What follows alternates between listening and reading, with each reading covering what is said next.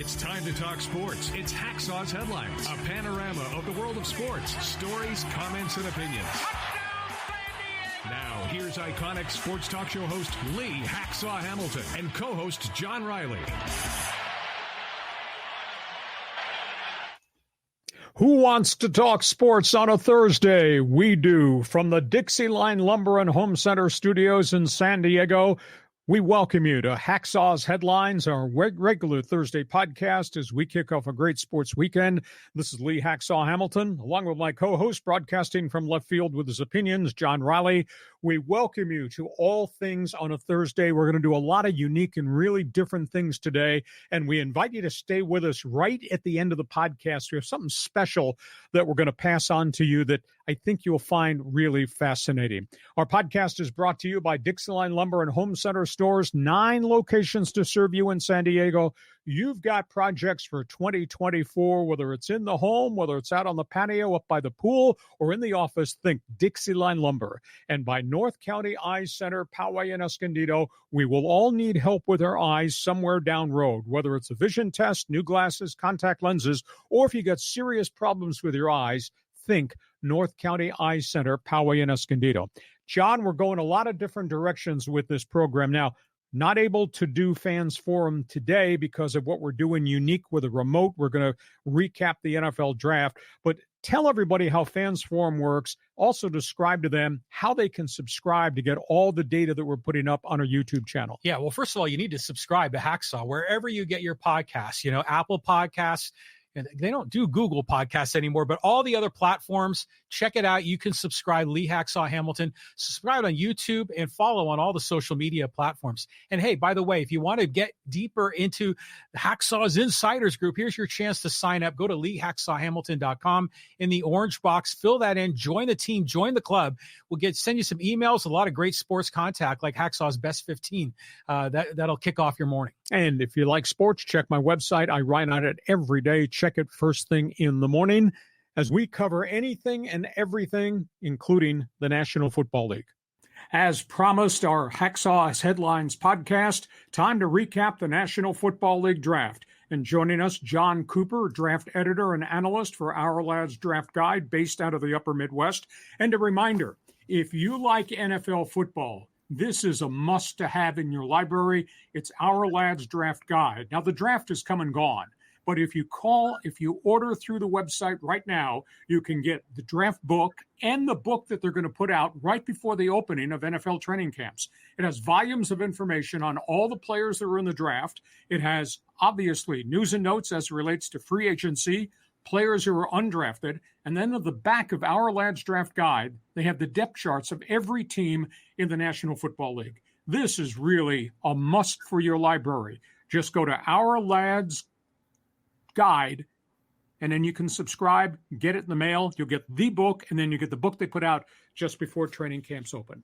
And let's talk NFL draft. Now that we've been able to take a deep breath, pleasure to have with us Jon Cooper from the Upper Midwest to talk all things NFL.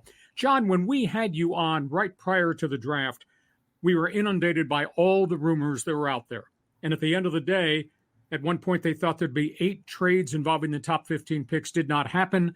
I was told it was a real steep price to pay for some of these people to trade up, and the teams that were trading out didn't want to drop as far back as they'd have to drop to allow some of those teams to trade up to get quarterbacks. Is that the read that you got as to why it didn't happen? Yeah, they were asking a lot because some of those teams wanted quarterbacks, like the Bears, for example. They weren't going to trade out of that spot. And so, there was a lot given. Atlanta took a quarterback, and a lot of speculation is that somebody was going to be able to get that pick. And that didn't happen because Atlanta evidently had in mind they were going to take quarterback. So there was a lot of factors involved, but a lot of offensive players went early in the draft. The first half of the draft was all offense, practically. All right, John, let's go team by team. I'll just throw names at you. Just give me a brief response for all of the football fans out here on the West Coast. Everybody knew Chicago would probably take Caleb Williams. To me, there's a bigger picture thing here.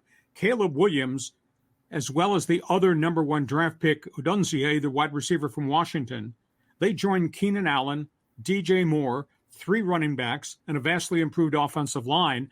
I think the big picture means an awful lot as to the future of Chicago Bears football. Response? Oh, yeah. I mean, being in the Chicagoland area, we know a lot about the Bears, and we see them every week on TV and whatnot. And this has been a problem for the Bears for a long time, having a quarterback. And so taking a quarterback made a lot of sense for them. They moved on from Justin Fields, a little bit of a surprise. But if you really look at it, he had 1 year left as a prove-it year, and they probably weren't going to take re-up that fifth year. So resetting the table, so to speak, with Caleb Williams, they don't have to pay him a lot of money for 4 years. He's on a rookie salary schedule, and they're going to be able to do some other things to build around Caleb Williams. And then if he is the guy, then he's going to get a huge contract in about 4 or 5 years. On we go. Let's talk Washington. They've kind of cleaned the cupboard bare. Jaden Daniels, accomplished as a RPO quarterback, can throw, can run, pretty good leader. They did get Austin Eckler, the ex-Charger running back. But how hard is this going to be on Jaden Daniels? Because I don't think they inherited an awful lot of offense for that kid quarterback. No, not really. It's something that they're going to have to address. I mean, they drafted a receiver in the third round in McCaffrey, who's a nice player, but he doesn't have the cadre of receivers that he had at LSU. Those two kids were really, really good players. And Neighbors and Thomas. And so without those guys, it's going to be interesting, but he still is a creator. He can make plays on his own. He can do a lot of things, and they can build with that team. They did some things to improve their defense. They got a decent tight end in Sanat from Kansas. And so they are building with that football team. So it's not going to happen overnight, but I don't think they're going to be a bad team in the future. I think they're going to get better, and I think they had a good draft. New England, they get the quarterback, and they haven't had a quarterback in a while, a time since Tom Brady left. They don't, to me, at least seem to have an awful lot of raw offensive skill talent around Drake May. So your reaction as to how good May is or can he be, and do you buy what I say about the deficiency at the skill positions in New England? Well, they got Jalen Polk was a surprise, too, pick, and taking him as high as they did. But he is a quality receiver, as is Javon Baker. So they're having to build around Drake May, and it's going to take some time with him, too. He's got some technical issues, in our opinion, that create some inconsistency in his release. So he's going to have to get some good coaching in order for him to be a elite NFL quarterback. The tools are there. Strong arm. He can move. He can create. He's an athlete. And so the potential is certainly there, but there's some issues that have to be worked on. Arizona sat there at 4. A lot of trade offers. Keep the pick, move the pick, stockpile more picks. They wound up staying where they were. And it's hard to argue that, Marvin Harrison's not the right guy there, but they could have had a lot of different right guys had they traded out. What's your spin on what the Cardinals finally decided? Well, again, these are rumors, but we heard they were asking an awful lot for that pick. They really like Marvin Harrison. They see him as another Fitzgerald, somebody that's going to be an elite receiver for a long, long time. And I can't disagree with that. I'm not sure it would have taken a lot to get me to trade out of that pick because of Marvin Harrison. They got a really nice edge defender that can play the edge. He can move inside, and Darius Robinson with their other first-round pick, and a solid corner who can play nickel, who can do some things that they want in Max Melton.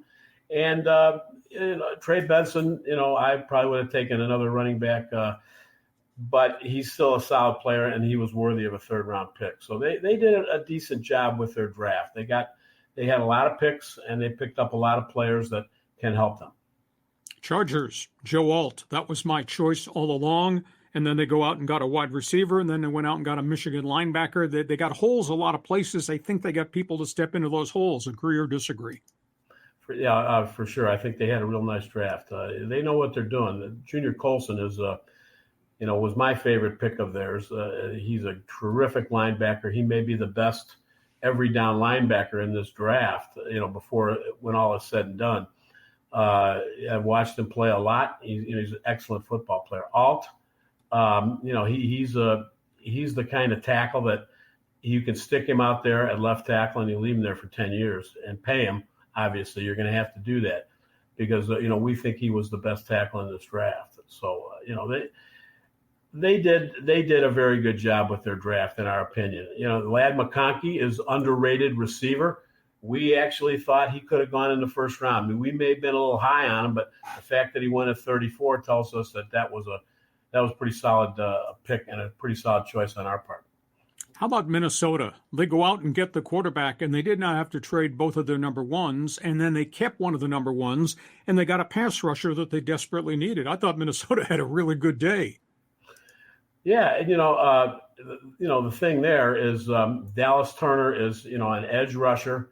He's one of the top edge rushers in this draft. We thought there were 4 really, really good ones. And again, they're different kinds of players. So they got their quarterback, and they also picked up a corner that is a little bit of a sleeper in Kyrie Jackson from Oregon. Not having picks until 108 after having 2 picks in the first round hurts in terms of the talent level they're actually getting players at. But we think Kyrie Jackson can be a solid player. Would have been nice to have more picks.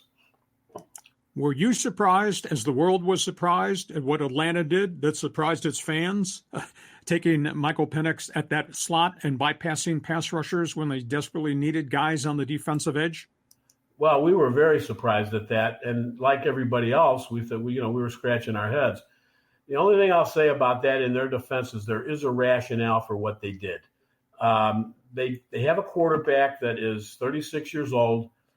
He's had an Achilles injury, which, those kinds of things can be very tricky. And you also become susceptible to another Achilles injury on the other side when that happens. So at age 36, do you have a backup? Do you have somebody to take over? I look at the New York Jets, what happened to them with Aaron Rodgers. They were up a creek when that injury happened. And, they're hedging their bets, if you want to use that term, in getting a potential quarterback of the future, in Penix. The thing that I didn't like was the fact that they had to use that number 8 pick on basically a backup quarterback for 2 or 3 years or longer. But the gamble there is the quarterback they got, is Cousins going to actually finish the contract? You don't know at age 36. So it's not necessarily the dumbest thing in the world. It could be end up being a very smart move. There is a precedence. And Green Bay Packer fans, being here in the Midwest, were incredibly upset when Jordan Love was drafted with Aaron Rodgers under a big contract and about ready to sign another one. And that worked out pretty well for the Green Bay Packers. Again, on we go. Next reach, Denver, Bo Nix. Now Sean Payton's got to develop 2 quarterbacks. He's got to fix Zach Wilson and fast forward the progress of Bo Nix. Were you surprised they took him where they took him? Well, yeah, and a little bit, because I honestly thought Sean, is the type of guy that he really believes in his ability to develop quarterbacks. And I thought they might take a quarterback down the line. But evidently he decided, as did everybody else in the league, that after those first 6 quarterbacks, there really wasn't much. And Bo Nix got pushed up as a result of that. I thought somebody like Pratt would be a pick maybe later on, 3rd, 4th round or something to that effect. Somebody he could develop to go along with Wilson. But I won't bet against Sean Payton. He is an excellent developer of quarterbacks. I have personal experience watching him work as a coach, and I can tell you I'm not betting against him in terms of both of those quarterbacks becoming a solid player. He knows the NFL. Jon Cooper, draft editor, analyst. Ourlads Draft Guide is with us as we do an NFL draft recap on Hacksaw's headlines. John, let's just jump around the roadmap. I'll just throw you some teams and an odd name or so. Carolina's just been devoid of talent, and now they go out and they get Jonathan Brooks and they get the wide receiver Xavier Legette. Are they putting enough good people around Bryce Young? Well, it's going to take some time to know that. I think Bryce Young, obviously did not do what they had hoped he would do last year. And, Jonathan Brooks is coming off of an injury, and so you've got a receiver, Xavier Legette. You've got some experience. You've seen him. He's close to home. So you have a pretty good idea what you're getting. We thought that was a little high for him to go, but we think he's a solid player. Jonathan Brooks, when he plays, is going to be the best running back in this draft, in our opinion. But he's got a ways to go before he's going to get on the field. They took another guy, Jatavian Sanders from Texas, who at one time we thought was the second best tight end in this draft. So we're not sure, how that's going to work out. But they got a pretty good bargain at pick number 101, taking him. And they need to improve their defense. They picked up, we think, a really nice linebacker from Kentucky that we didn't grade quite as high as he went. But in retrospect, we probably should have graded him a little higher in terms of some of the information that came out later on. And so they upgraded their linebacker, Barrett from Michigan, the corner from Washington State, Smith Wade. So I don't think it was a bad draft, for them. And it's going to take time with the devoid of talent that they have. It's going to take some time for them to become a great football team. So taking a running back like Brooks, who could really be elite, makes sense. On we go to the Raiders, and I guess I couch this under the umbrella of big picture.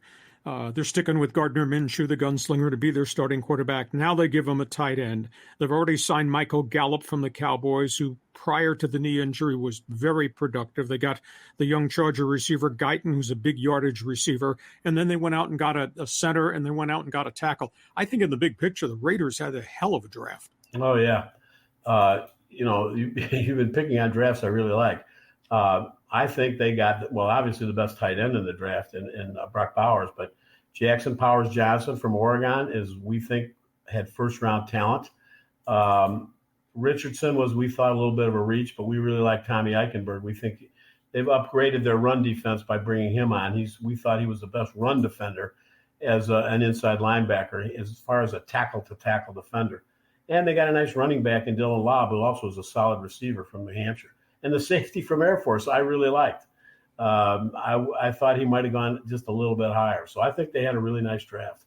In terms of the Rams in Los Angeles, they went defensive end, they went defensive tackle, and then they got a third down running back in Blake Corum.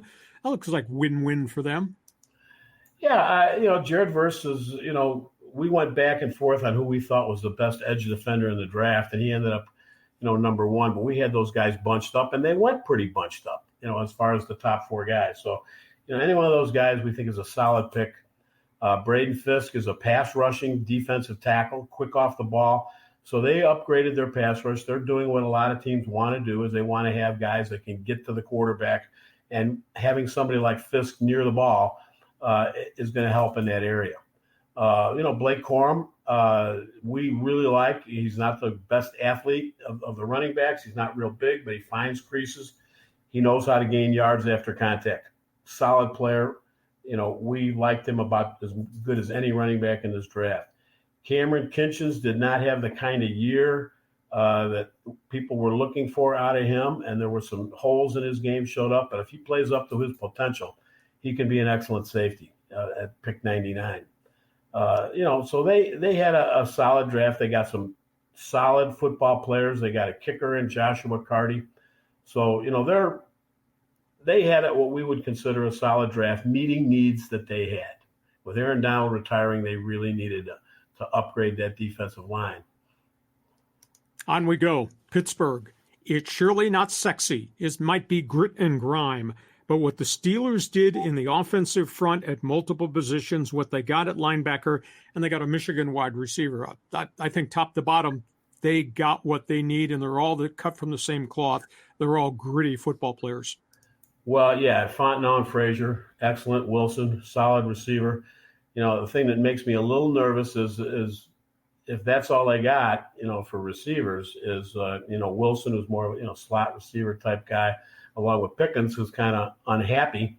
That might be a little bit of a problem. The quarterback situation I'm a little nervous about with the two guys they've got, and Wilson and Fields. I just don't know.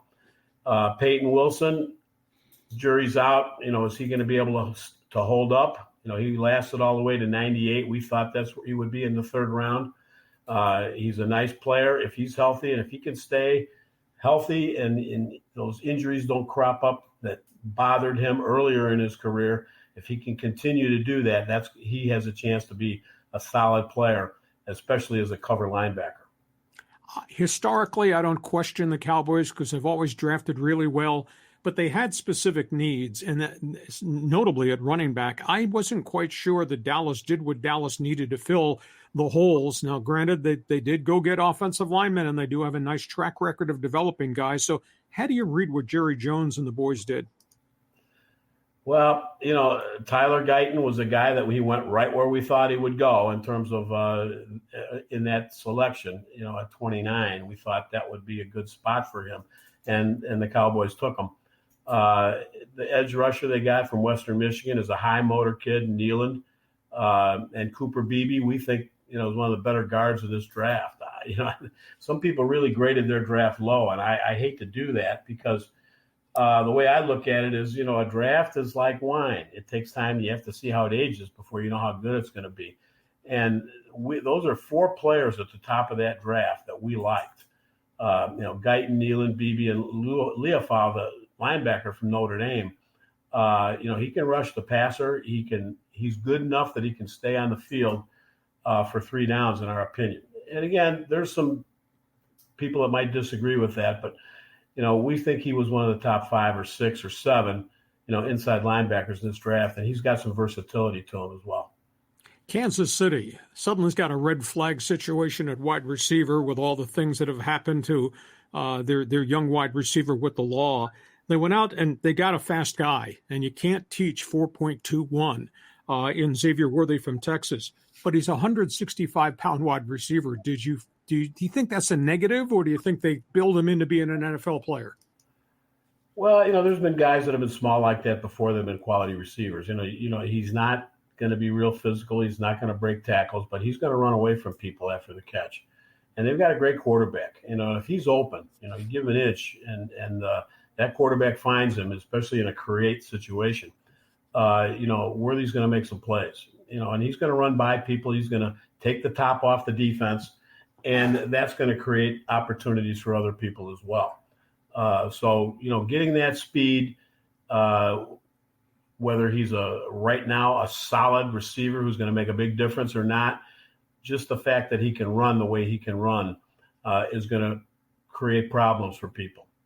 John, final question, just an overview of these names. Harbaugh, impact on the Chargers. Peyton's got a monster salary cap problem and I think a roster problem.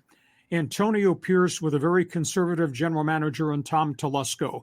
Just quick responses on what's going on with the Bolts, what's going on with the Broncos, what's going on with the Silver and Black. Well, I think with all 3 of those teams, it's going to take some time. I don't think the Chargers are going to be in the Super Bowl next year, but they're going to build, and they're going to build it the right way with quality, high-character players, I believe.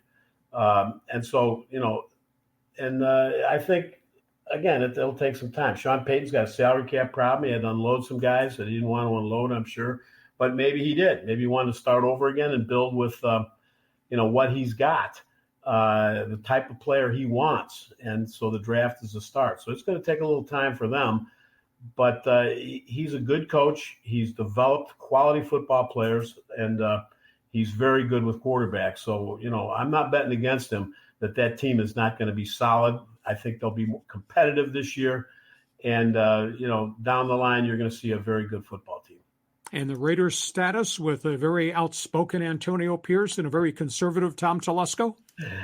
Well, the Raiders, the funny thing is I like their quarterback situation. I don't think it's as bad as a lot of people think. I think they've got, Aiden O'Connell did a pretty nice job, I thought, last year when he got the opportunity to play. They still have to build around, that football team. They've still got, some issues, salary cap issues may be coming too. So that's a team that I scratch my head a little about. I won't make any predictions on them. I want to just kind of wait and see how that all shakes down. But I do think their quarterback situation is not as bad as people think with, the 2 quarterbacks they've got. Somebody can emerge, and I think they can be solid at that position.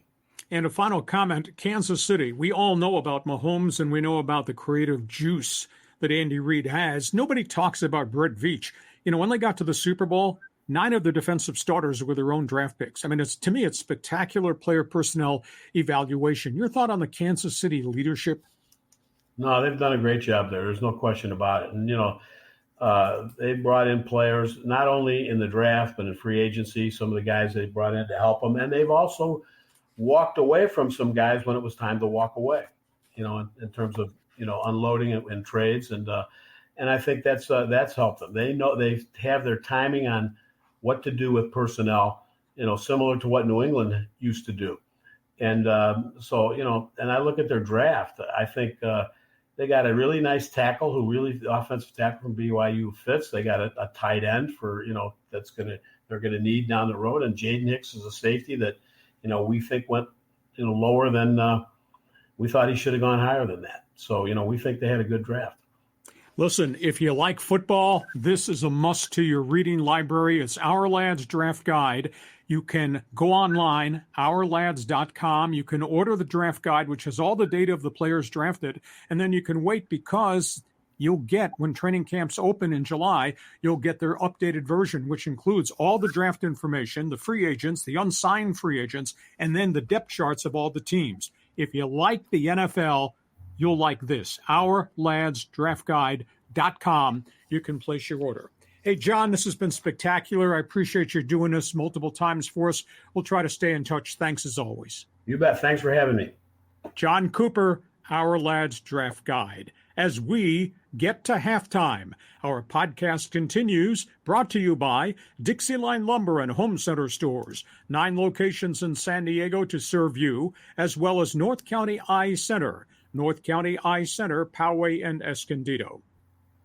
And we are back for the second half of Hacksaw's Headlines, our special Thursday podcast. We won't have the ability to do Fans Forum today, but we will get that back as part of our regular routine. But John, for everybody who watches us on live stream, just explain to them how Hacksaw's Insiders Group works and explain to them how they can subscribe and have access to all the things we put up on our YouTube channel. Wow. I mean, there's a ton of stuff we got going on.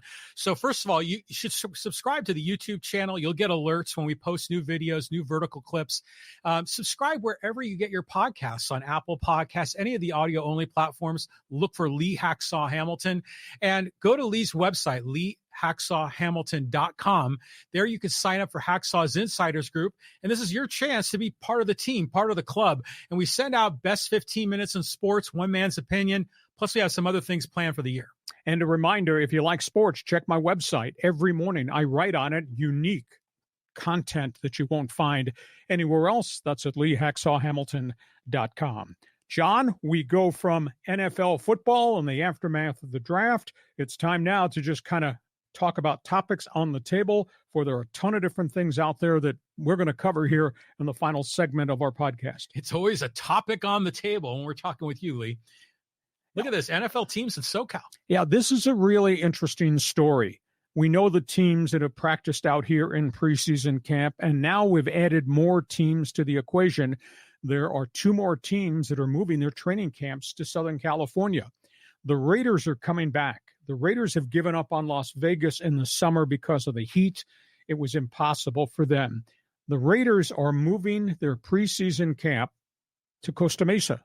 They are moving into the Chargers facility because the Chargers are exiting to go to a brand new facility in El Segundo. The New Orleans Saints, who've been plagued by really bad weather and old facilities, are renovating everything in Metairie, Louisiana. They're coming out here. They're going to the Rams' old training facility at UC Irvine. Nice. You've got the Chargers moving into El Segundo. The Rams' new facility is moving into Los Angeles, and the Cowboys, of course, are still in Oxnard.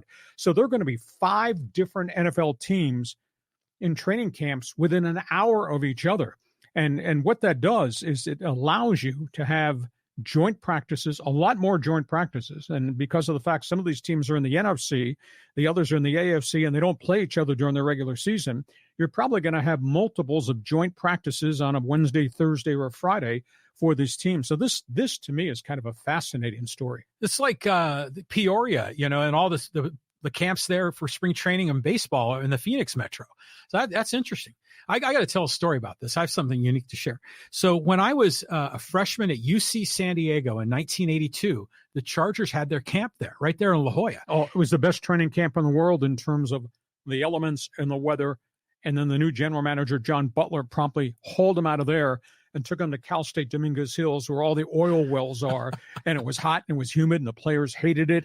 And instead of bonding, everybody was pissed. But go ahead with your story. Okay, well, good. We have different eras here. But what was interesting is that when they were in camp at UCSD, they slept in the student dorms. And I was in Warren College, which was in the eastern part of the campus, and that's where the Chargers stayed. And when we moved into the dorms, in the September of '82, on the wall, there were still like handwritten plays that were diagrammed. It was pretty interesting. But yeah, they would work out right there by the Warren Fields on UCSD, and it was quite a thrill. It was right on the ocean. Yeah, and that was in the era in which two-a-days were still allowed. Mm-hmm. And the thing that struck me, because you need recovery time. Camp is such a grind, and the physical toll, because you're trying to get into true game shape. Their ability to recover on the ocean in cool, breezy elements all the time is better than being in Houston, Texas, or New Orleans, Louisiana, or some of the other brutal hotspots around the country. And why the new general manager, John Butler, who came in after Bobby Beathard, says, we're leaving. We're going to go inland. We're going to have a tough camp, and we're going to bond together. And they moved to just a rat hole of a facility up at Cal State Dominguez Hills. And it was hot, and it was humid, and there were oil derricks all around, and it was right next to the campus. Nobody liked it. It was such a negative. And then it really became drudgery, where you had the best training camp, I think, in all the NFL. Wow, that was back in the day. Everything's different now. I remember the Niners would always train at Rockland, right outside of Sacramento, and it gets hotter than hell up there in the summer. So, I mean, do you see any other NFL teams doing this, kind of geographically clustering? Well, not geographically clustering. The new thing that happened, I'd say about a decade ago, maybe 15 years ago, teams elected to stay at home. They elected to train at their facility. Kansas City Chiefs, instead of going to other places in Missouri or Illinois, they'd gone to Wisconsin for a while, just decided we're going to stay here. We have the facility here. The players can sleep in their own beds here. But the elements, the weather is really rugged. I went to Latrobe, Pennsylvania, where the Steelers have trained forever. And it's beautiful, but it's hot. And it is rugged. It is really, really hard. And the Dolphins train in Miami. You think that's warm, humid, hot, muggy? But more recently, all these teams have kind of clustered in their own facilities for their training camp. That way they're not taking the whole weight room with them to wherever they're going. So it's interesting how the structure of preseason camps has changed. So we go from that. Let's go to the next topic on the table. So suspensions across the NFL. I mean, and CFL too. Yeah. Rashee Rice is in more trouble, Kansas City Chief wide receiver. Already he's been indicted and charged with 8 different felonies from this terrible drag racing auto accident earlier in the offseason. Now he is under investigation, is probably going to be arrested for his part in a bar fight at 2:30 in the morning on Monday in which a man got injured. He and his, quote, posse. Right. I don't understand what this kid is thinking. And his lawyer, his personal lawyer, said, well, all young people make mistakes. Well, 8 felonies in a hit and run auto accident, drag racing incident, that's way over the top in terms of making a mistake. And now he gets involved in a second issue. I don't know where this kid's head is. So he is headed for an NFL suspension for sure from Roger Goodell. The other one is a story. It's a shocker. His name is Chad Kelly. He's the nephew of Jim Kelly, the legendary Buffalo Bills quarterback. Chad Kelly was the MVP in the Canadian League with the Toronto Argonauts last season, led them to a 16-2 record. He has just been suspended for virtually the entire CFL season on a sexual harassment bully-ish incident with a female trainer of the Toronto Argonauts of the CFL. And it was more than a one-time occurrence. Evidently, there was something going on in that Argonauts locker room all through that 16-2 season that he had, in which he just had this thing to deride this woman. And she filed a suit, a sexual harassment suit. And Canadian Football League has just suspended him for the first 9 games of the season. He must go through counseling. He's lost his salary, and he has to reapply for reinstatement. And this guy had trouble when he was in the NFL. He was in Indianapolis. There were off-field issues. And he was at Ole Miss. He was involved in a bunch of junk, too. And this guy was the MVP of the Canadian Football League. His whole goal is to get back to the NFL. I don't think so. Well, these are, repeat offenders. There's something wrong in their head. Yes. They need therapy. They need help to kind of work through these issues, because a lot of times when an athlete is verbally attacking a reporter, it's really more it's projection. It's a reflection of how they feel about themselves. So I think this guy's got some skeletons in the closet, some cobwebs back in there. Big trouble in the CFL. I mean, this guy came out of nowhere and became a star. 16-2 in the MVP, and he gets suspended for virtually the entire 2024 season. Wow. So we go from NFL. Next topic. Okay, NBA playoffs are going on. Lots of headlines across basketball. Oh, there's all kinds of things to talk about. We'll just start with what's happened in the playoffs. The Minnesota Timberwolves go into Denver, and they destroy the Nuggets. 2 games in a row. Ran them off the floor. Just an absolutely stunning development. And they're doing it with Anthony Edwards, who suddenly has superstar glow all around him. We knew about Karl Anthony Towns. Rudy Gobert has gotten there by virtue of trades, and suddenly he's become the Defensive Player of the Year. And suddenly the Timberwolves are the real deal and maybe a threat to go to the NBA Finals. And in terms of Denver, I do not understand at all what's happened there. It's like Mike Malone has lost control of that team. The team I've thought has always been careless with the basketball. Now it's coming back to haunt them. The team has always relied on Jokic. He can't do it by himself. Jamal Murray has become very streaky. He had a 2-for-18 shooting game. Michael Porter runs hot, runs cold. Suddenly the guards can't buy baskets. Hey, Denver, return the trophy. I mean, they're down 2-0, and now they got to go to Minnesota. So that's amazing. Boston Celtics, I projected, were going to run Cleveland out of the playoffs. They beat them badly in the first game, despite the heroics of Donovan Mitchell. Boston, everybody wants to have a big 3. Well, we knew about Tatum and Brown. The third wheel is Derek White. He has just exploded as a go-to guy to score a lot of points. And Boston's very deep in the bench with veteran guys. Suddenly, Boston looks like they are really, really unbeatable. And then the fourth team out there is Oklahoma City. And nobody's paying very much attention to them. But Shai Gilgeous-Alexander is a superstar. And now they've got other guys who have really stepped up and are making things happen. A young forward by the name of Jalen Williams. Chet Holmgren is the second-year center, is like averaging 13 and 8. Just a shade below what Wembanyama averaged in San Antonio. And Giddey, guard off the bench, is like instant points. Somebody ought to pay attention to what Oklahoma City is going to become. So those are 4 teams to keep an eye in the playoffs. The other story, we mentioned Jamal Murray. He was just fined $100,000 by the NBA for a temper tantrum in this last playoff game. And just to set the stage, NBA officials have really had a hard time officiating games. There have been a lot of whack and hack and really kind of violent plays where guys are getting plastered and they're swallowing their whistles. And I don't understand that. Murray went haywire after missed calls. He is sitting on the bench while the game is going on after a butcher call that was not called down on his baseline. He got up and he threw 2 heat warming packets onto the floor where the guys were still playing. Guys are jumping, guys are driving to the basket, and he throws his stuff. And at first, the refs didn't know where it came from. They thought, well, somebody might have been wearing a pad or something, and it came loose. And then finally the clock stopped, and they went to replay, and they showed Murray heaving these 2 pads on the floor, on the baseline, where all the guys are running and jumping.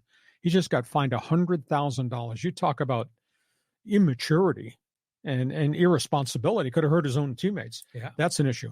And we're still waiting. Please explain to me why nothing's happened to Pat Beverley. Granted, Milwaukee's out of the playoffs, but there's just mounting criticism of Adam Silver. The whole world has seen what Pat Beverley did with the fans at the end of the Milwaukee's final game with Indiana, throwing balls that hit 2 different fans in the face in the stands. And then we saw the confrontation where he tried to bully and intimidate a female reporter from ESPN. And he has yet to be disciplined. that to me is probably worth a six-figure fine too. So, John, you got teams to talk about, and you want to talk about players? Go ahead. Well, I think the Jamal Murray thing, clearly they're frustrated. They're not playing well. And yeah, maybe the refs are screwing them over, but yeah, you can't be throwing stuff on the field or on the court. But you know what this series reminds me of? Denver against Minnesota is the movie Rocky III.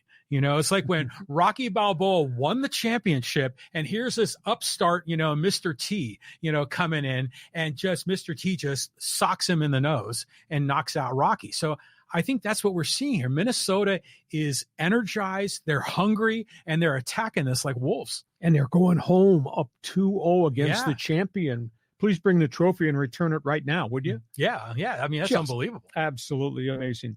Okay, so we've covered football. We've covered basketball. Let's go to baseball. Baseball, the Padres. Now, they're in Chicago right now. I mean, but how are they doing here, Lee? Well, let's just talk about where they are right now. They come home and they get the Dodgers.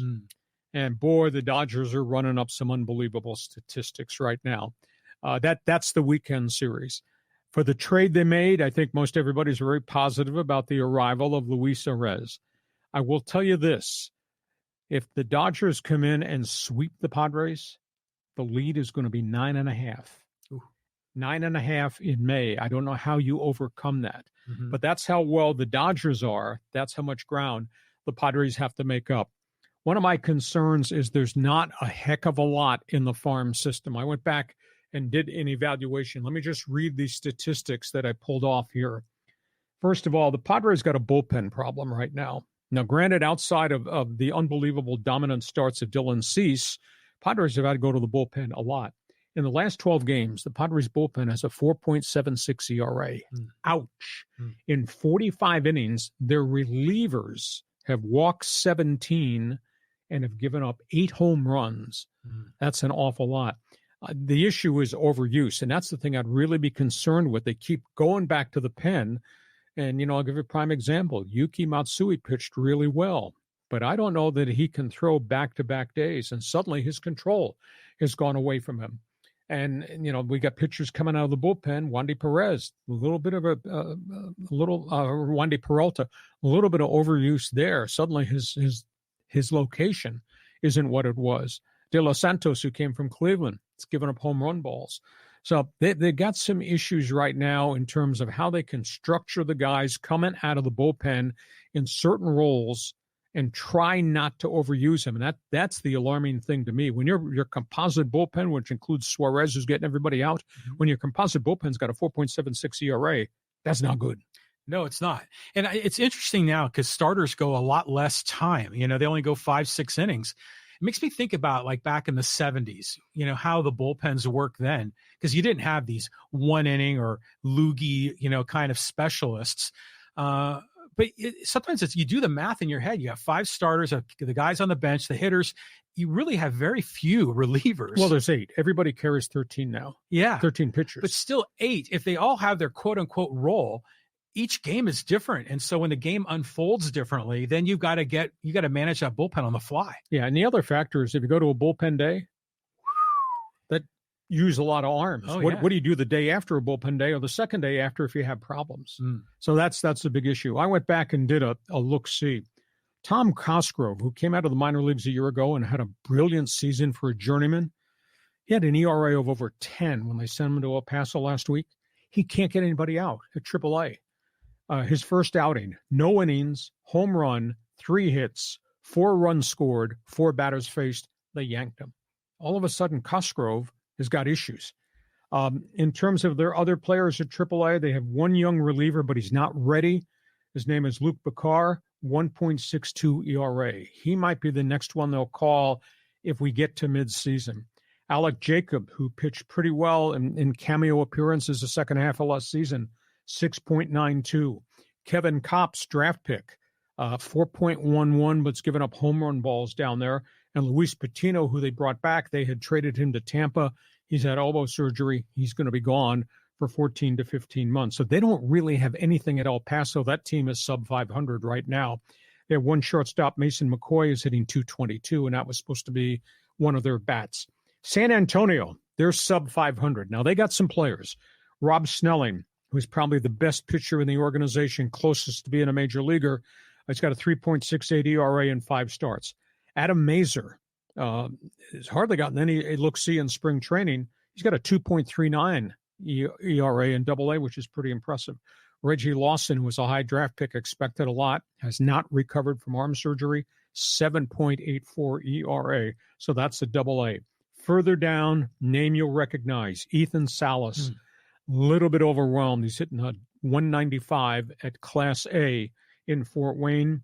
He's got 29 strikeouts and 84 at-bats. That's like 2 Ks for almost every 3 at-bats. Yeah. That's not good.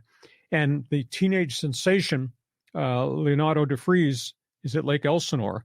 They sat him. He's hitting 148. He's got 10 strikeouts and 27 at-bats. So the younger kids, they like to push their development, are kind of getting overwhelmed by pitching at Class A and obviously in the California Rookie League. So there's not, outside of Rob Snelling, there's not a lot there they can call up if they get themselves in more issues. It's interesting how the development works. I mean, it's a psychological thing for these players. I mean, because you take a step up, it's more competitive, it's more difficult, and it's part of the learning process. I want to talk about Cosgrove for a minute. When he showed up last year, I was like, who is this guy? He's pretty good. And he had that sidearm lefty. He was like the Shohei Ohtani killer. Yeah. He was cool. But, there were a few games last year when he was coming off the mound, when he got pulled and he was not having a good day. You could see that mentally he was really rough on himself, and he was kind of yelling at himself in a way. And I think there was even one clip, I remember seeing him in the dugout kind of punching himself because he was so upset. So my hunch is he's got some issues that he's got to sort out. He's got some issues in terms of pitch location, release point, and obviously attitude. I mean, I was stunned that he got knocked around as much as he did in spring training and at the start of the season. And then to find out that he couldn't get anybody out and they had to drag him off the mound at AAA El Paso. So there's a lot of work to be done. Now we go from the Padres to the Dodgers. Let me just bring this up. Okay. Are you holding on? I am. I'm hanging on tight. We look at the out-of-town scoreboard and say, not again. The Dodgers, heading into this Thursday, have won 13 of 15. Dodgers have outscored the opposition 97-30 in the last 15 games. The Dodgers have hit 27 home runs in those last 15 games. Dodgers have a team batting average of .290 in those last 15 games. They have 34 doubles. They have 72 walks in those last 15 games. And by the way, pitching staff, 1.79 ERA in the last 15 games. Wow. I mean, they are rocking and rolling. And the Dodgers will be here for an unbelievable great sports weekend. I don't know. I mean, if we get to Monday, John, and they're 9.5 out, I don't know how you make that up. So this is a huge weekend for the Padres to try to claw their way back into this. Yeah, for sure. But that's an amazing ERA, that you were just sharing. 1.76 with 11 pitchers on the DL. Yeah, exactly. But like we talked about before, the cavalry is coming. Yeah. So they're going to have just an overwhelming of riches. They might have to send some really good pitchers down to AAA. Well, if you're out of options, you can't send them. Now, what's happened is there's some injuries that have flared. They get Walker Buehler back, and he throws 97 in his first start in 23 months coming off the surgery. The next day, they lose Joe Kelly. He strains his elbow. He's on the DL. So the Dodgers, there is risk. You're going to get guys that are going to get dinged along the way. But what they're doing with their bats all of a sudden, what they're doing with their arms, that's pretty impressive. So we got Dodgers, Padres on the weekend. Next topic. Okay, I guess we're going NHL here, Lee. Oilers, Canucks. This is a great series. Oh, on we go to the second round of the NHL playoffs. They've already started in some of these matchups. This one is going to be a doozy. This is the Edmonton Oilers. This is the Vancouver Canucks. I think Edmonton is a Stanley Cup team finally. You talk about fireworks. You talk about firepower. Connor McDavid, Leon Draisaitl, Ryan Nugent-Hopkins, Harry Kane, Corey Perry. Unbelievable. And how about this set of stats? Because I always like to look beyond the scores. Edmonton, 9 power play goals against the LA Kings. 9, I think it was 9 for 15. That's unbelievable. It's tough to score goals in the playoffs. They scored 9 power play goals with the man advantage. And penalty kill, their penalty kill was 12 for 12. LA Kings never scored a power play goal. So that's what Edmonton's all about. I'll tell you, Vancouver's a unique team. Rick Tocchet has done such a job. He's got a few goal scorers. He's got a bunch of grinders on the third and fourth line that seem to change the chemistry of the game. I'm going to be fascinated to see if the Euros, Elias Pettersson and Lindholm, break out, because those guys have done nothing in the postseason, and those are their speed skaters who should be able to pot goals. Brock Besser did score 40 goals on the season. Veteran JT Miller makes them things happen, but they're going to have to hit, and they do play physical. They're going to have to hit to slow the Oilers down, because if it becomes a skating game, I think Vancouver's cooked. And the other thing is, can Vancouver survive with their third-string goaltender? Artis Silovs has really played well in goal after the injury to Thatcher Demko and the injury to the backup Casey DeSmith. But, can he hold up against everything that Edmonton's sending at him? Edmonton is just unbelievable. So that's what's going on in the West. That to me is the marquee series. We could have Edmonton and Colorado in the Western Conference Finals. Colorado's playing Dallas right now. In the East, there's a collision course. I think Boston and the New York Rangers are going to wind up playing each other in the Eastern Conference Finals, and both those teams have got a lot of snipers and a lot of goal scorers. But this Edmonton-Vancouver series is really worth watching. Yeah, I mean, all these series are great. I mean, you were calling it must-see TV, and it is. Yeah.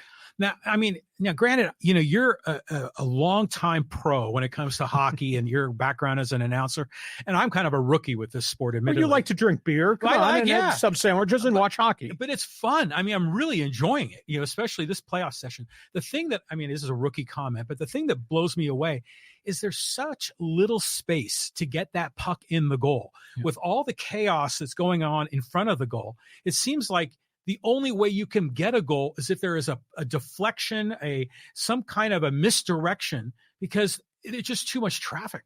It's awful tough to get open seams. What you got is you just keep firing pucks on net. You get bodies in front of the net. You screen the goaltender, and suddenly the puck's by him. But it takes pinpoint shooting to make some of these plays happen. But yeah, the NHL playoffs, it's the rink is 200 by 85. There's just no space. Right. You don't see a lot of guys coming down the wing and cranking up a shot and beating a goaltender on a 98-mile-an-hour blast. I mean, now it's guys cutting through the crease, guys in front of the goaltender, tangled with the defenseman in front of the goaltender. The screens are unbelievable. How these goaltenders see the puck with everything going on around them. Plus, they're wearing the mask, so that's blocking their view. But, some of these games have gone to overtime. I mean, so what's the strategy, not the strategy, but the rules of OT? Because it's like a sudden death, right? Yes. So it's a 20-minute period?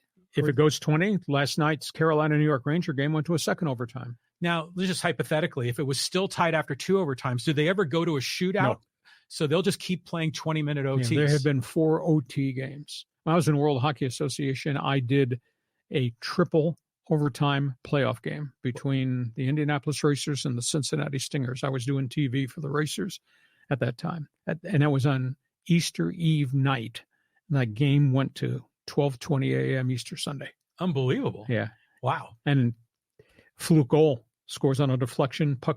A guy fires a shot from the point, way off net, hits a defenseman in front and bounces in. Yeah, just a fluke thing that did it. And in overtime games, also attrition becomes a real issue. I mean, because when you played 60 minutes and then you played the 20 more minutes and then you go to a second overtime, which means you're bordering to 100 minutes. Yeah. These guys just die on the ice, and you have to short shift all the time. Short shift means 35 or 40-second shifts, up one time, back another, and then get to the bench and get fresh legs on. That's insane. Yeah, it is. But is there ever a scenario where there is a shootout in hockey? Well, in regular season there is. Okay. In the NHL, you play a short overtime regular season, then you go to a shootout. Wear and tear factor. But I thought ties counted in the regular season, no? No, because you can't have a tie. You either get a shootout. You either get an overtime win or loss, or you get a shootout win or loss. Okay, fair enough. So, thanks for bringing me up to speed. Hockey 101 for the rookie. That's what I need. Okay, one other hockey note here we'll get to. Okay, number 1, San Jose. Yeah, the NHL Draft Lottery was on Wednesday night, and San Jose, which has been miserable, and San Jose, which traded all of its players away in a big fire sale, winds up with the number 1 pick in the draft. First time the Sharks have ever got it. They're going to need a lot more players, but they're going to draft Max Celebrini He's a center iceman from Boston University. He is really gifted. He is going to San Jose, but it's going to be a long growth process. The Blackhawks, who last year got the number 1 pick, Connor Bedard, get the 2nd pick. They're going to get their choice of a load.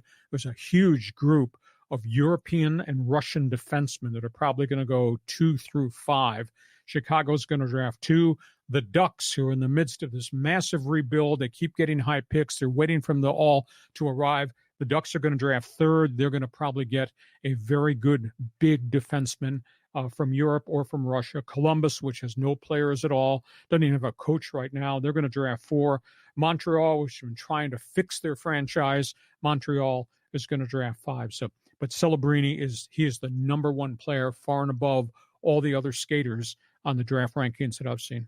That's a great name for a number 1 pick, right? Celebrini. I love the fact that San Jose has a team, because really the A's should have moved to San Jose. Yeah. But good for the Sharks for being number 1. I mean, that would be a kind of a good team to maybe for me to root for, being a former Bay Area guy. I have to root hard because it's going to be a long road back. They traded all their players. I mean, it's dismal. The unbelievable era of Joe Thornton and some of those other guys, that's gone. And they traded what was left away, and it's going to be a long road back, but that was their game plan to rebuild. So we go from hockey, last topic on the table. Auto racing with Hacksaw. What do we got here? IndyCar suspensions. We talked about this last week, what happened in the first race of the IndyCar season. Roger Penske's team was caught cheating. They say it was an accident. They had no knowledge. Roger Penske, who owns the Indianapolis Speedway, owns 4 tracks, has had a legendary success, yesterday decided to take disciplinary action against his own people. And it's probably going to cost his teams. He's got multiple teams in the Indy 500. It's going to cost him the 500. Roger Penske has suspended the team president from Team Penske, suspended the director of operations for Joseph Newgarden's team, suspended the 2 engineers who oversaw all the setup of the electronics and the motors in all those cars, suspended them for the entire month of May. That means they will not be available for Newgarden, former Indy 500 champ, won't have him for the Indy Grand Prix, which is this weekend, won't have him for the Indy 500 on Memorial Day weekend. So Roger Penske has invoked an executive decision that we were wrong for how this happened, and I'm taking each of the key administrative guys above those teams out. So that means Newgarden will run the Indy 500 with a new group of leadership that'll have input into the setup of the car, etc. And what they've indicated, Newgarden did nothing wrong. He just jumped into the cockpit and he won the Grand Prix of St. Petersburg. But what they did was, at the end of last season, they go through testing, and they put some electronics into Newgarden's car and into Scott McLaughlin's car, who's the second car in that team. And a third car is driven by Will Power, legendary champion. They put these electronics in off-season testing, and they forgot to take them out. So when they got from the car as it was set up at the end of the season for testing, took it off the trailer to run it in the Grand Prix of St. Petersburg, the electronics of the push-to-pass, which you can use during the race 3 times, I think. You can use push-to-pass, which gives you extra horsepower only on straightaways. These guys pressed that button coming off the starting grid, and it gave them more horsepower to start the race, which is illegal. Somebody forgot that the electronics they installed during testing at the end of last season were still installed in the car. Now, I don't know how that's possible. And I don't know how IndyCar, which brings your car up to the grid and does all this inspection, how do they not see it before the race even begins? So and IndyCar has not responded as to how could this get through your evaluations. Penske was of the opinion that our people made a mistake. They totally forgot that those electronics in testing were still in the car when the race started. So it's controversial, but boy, Penske, he stood up. We were wrong. It was on us. My teams are going to pay a penalty because of it. Wow. Good for him, standing up, being accountable. So this is like a turbo button, right? You hit the button and you just extra horsepower. But it's crazy that they would allow it, on straightaways only, and only 3 times a race. I mean, how do you police such a thing? You think it would either the electronics would be in the car or not in the car? Well, they're in the car, but they check the computers up top. IndyCar does, and they know when you've done push to pass. And when you do it the second time or the third time, and then they dislodge it, so you can't use it again. Oh, so they can master unplug it. Exactly. But what I don't understand is how does Newgarden's car get through inspection before the Grand Prix in St. Petersburg without anybody realizing these electronics are still in it? I don't understand that. Well, maybe we're not getting the full story here. Maybe they didn't accidentally leave it in the car. Maybe it was a strategy and it was hidden. Penske said no. Okay. I mean, Penske's his reputation is pure. And the fact that he did this to his own team, which means then they're knocking him out of the Indy 500 and the Grand Prix of Indy. And they had already been stripped of all their prize money and all their points for winning the Grand Prix of St. Petersburg. So they're starting way behind the 8 ball for the rest of the season in terms of trying to win the championship. Wow, that's something. So that's where we are. Because we're doing something special and because we did a unique remote and a hookup with Jon Cooper, Ourlads Draft Guide, we're not able to do Fans Forum today. Now, unique explanation.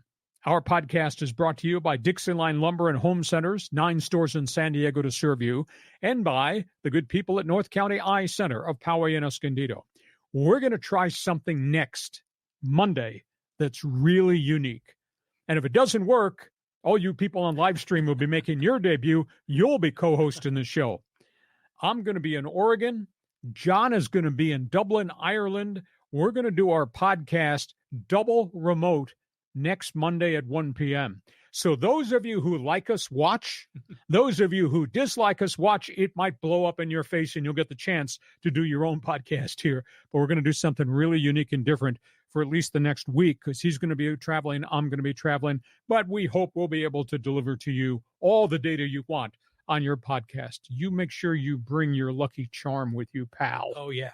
And it's going to be fun to do this online experiment. So I'm looking forward to that. If it works, it'll be great. If it doesn't work, wow, somebody else will be doing this podcast. Exactly. Hey, listen, we hope you have enjoyed what we've tried to bring your way today. We're doing a lot of unique and creative things. We invite you to subscribe to what we're doing so you will be able to get the notifications every time we put something up on a YouTube channel. I invite you to check my website. I write on it every day of the week, LeeHacksawHamilton.com. And we want you to share. Tell everybody what we're doing. Give us a thumbs up. Give us a 5-star. John, safe travels as you go to Dublin, Ireland. Maybe you'll get to host your end from the Guinness Brewery in Dublin rather than being out in left field where you always are. But I'll look forward to seeing where you will land on Monday, where you're going to be in Ireland, where I'm going to be in Oregon, and if we can actually pull this sucker off. We're going to pull it off. Have yourself a great sports weekend. Enjoy your trip. Safe travels. We'll see you come Monday. Same to you, Lee. And thanks for being with us on our unique podcast today, Hacksaw's Headlines. Join us again for Hacksaw's Headlines on YouTube, Facebook, and Twitter. And find the audio version on your favorite podcast apps. For more content, go to LeeHacksawHamilton.com.